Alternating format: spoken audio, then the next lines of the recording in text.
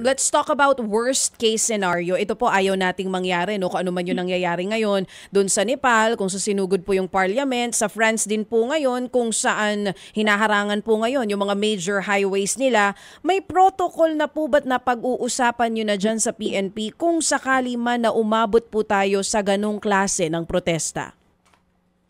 Sa ngayon naman po, wala naman po tayong natatanggap na impormasyon na yung nangyaring katulad dito sa Nepal at sa Indonesia na karahasan at kaguluhan ay mangyayari sa atin.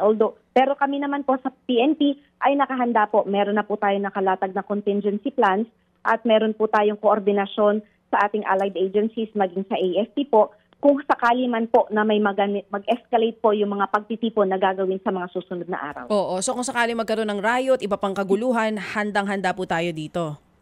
Yes po, napaghandaan na po yan ng PNP. Oo naman.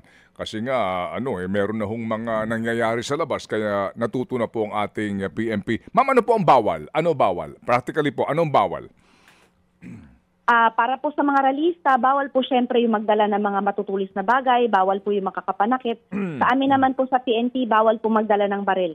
Ngayon po ang dadalhin lang namin po nila ay yung transyon at saka baton po. Para lang naman po i-guide yung ating mga ralista kung hanggang saan lamang po sila kung sakaling sila po ay magrarally na.